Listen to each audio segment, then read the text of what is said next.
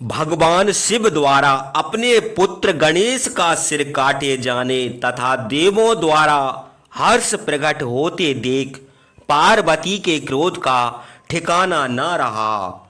कुछ पल तो वे भाव विह्वल होकर रोती रहीं।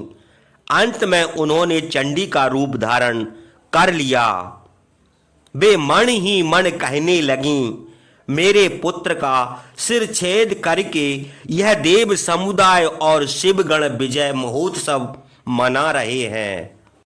मैं भी इन्हें इसका ऐसा प्रतिफल दूंगी कि इनकी आत्मा कांप उठेगी। यह निश्चय करके पार्वती ने उसी क्षण सहस्त्रों योगिनियों की रचना कर डाली और उन्हें आदेश दिया, योगिनियों, मेरी आज्ञा है कि तुम बगैर कोई विचार किए इस संपूर्ण पृथ्वी पर प्रलय मचा दो। देव, ऋषि, यक्ष, किन्नर, राक्षस, अपना या पराया जो भी तुम्हारे सामने पड़े भक्षण कर डालो। किसी को भी क्षमा मत करो। संपूर्ण पृथ्वी पर हाहाकार मचा दो।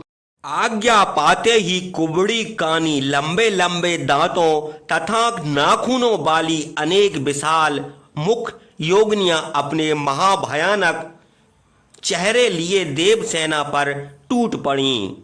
देखते ही देखते उन्होंने हजारों देवों, शिवगणों, ऋषि मुनियों, वृद्ध, बालक, स्त्री आदि का भक्षण कर डाला। चारों ओर भगदड़ मच गई। कुछ योगिनियां सीधे इंद्र तथा विष्णु की ओर लपकीं। मौका देखकर भगवान शंकर चुपचाप एक ओर खिसक गए। बाद में वे सब एक पहाड़ की गुफा में एकत्र हुए और इस मुसीबत से छुटकारा पाने का उपाय ढूंढने लगे। शिव बोले, यह सब भगवती पार्वती के कोप के प्रतिरूप है। उनके पुत्र का वध जो हुआ है, कौन माँ है जो अपने पुत्र के मरने पर दुखी नहीं होती। विष्णु बोले, जो हो गया सो हो गया। मौजूदा समस्या तो यह है कि हम इन योगिनियों से कैसे छुटकारा पाएं। ये तो सृष्टि को तहस नहस कर देने पर तुल गई हैं।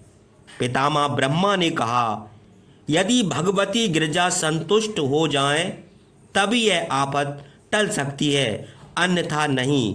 कोई उपाय सोचो। विष्णु बोले, एक उपाय है भगवान, यदि हम देव ऋषि नारद को भगवती पार्वती को समझाने की जिम्मेदारी सौंप दें तो वे इस कार्य को अच्छी तरह क्रियान्वित कर सकते हैं। चलो देव ऋषि नारद के पास चलते हैं, उन्हीं से प्रार्थना करते हैं कि भगवती पार्वती को शांत करके वे हमें इस आपदा से मुक्ति दिलाएं। इंद्र बोले, लेकिन नारद जी इस समय मिलेंगे कहाँ? वे तो हर समय भ्रमण पर रहते हैं। उनका कोई ठौर ठिकाना हो तो उन्हें खोजे। तभी संयोगवश देव ऋषि नारद उधर ही घूमते हुए आ निकले।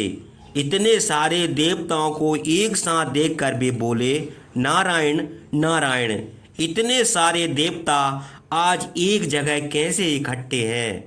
आप लोगों के चेहरे भी चिंतित दिखाई दे रहे हैं। क्या कोई अप्रिय घटना घट गई है?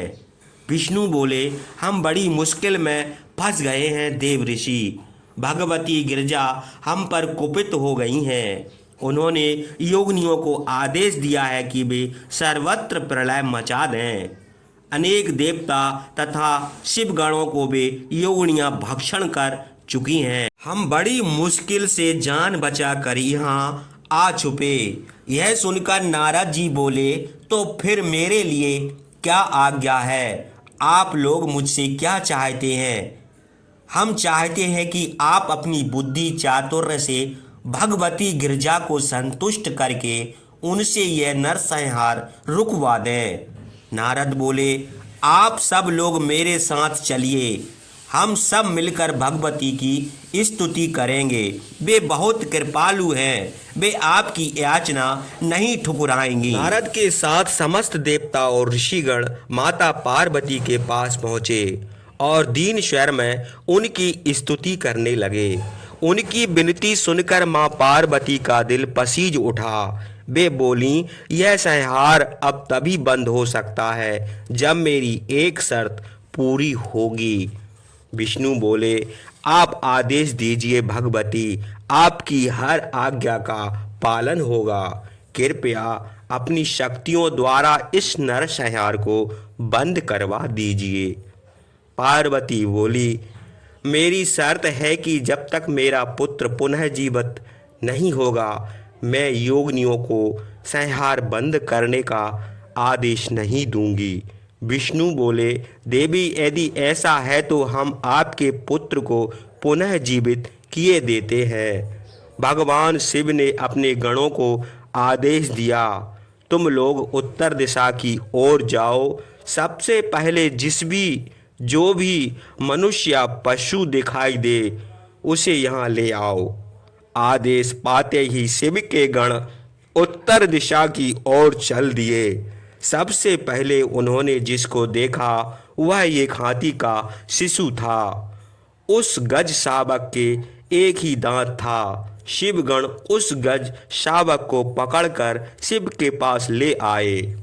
शिव बोले, इस गज शावक का मस्तक काट दो। तुरंत ही हाथी के शिशु का मस्तक काट दिया गया और धन्वंतरी वैद्य ने उस शावक के मस्तक को गणेश के कटे सिर के स्थान पर रोपित कर दिया।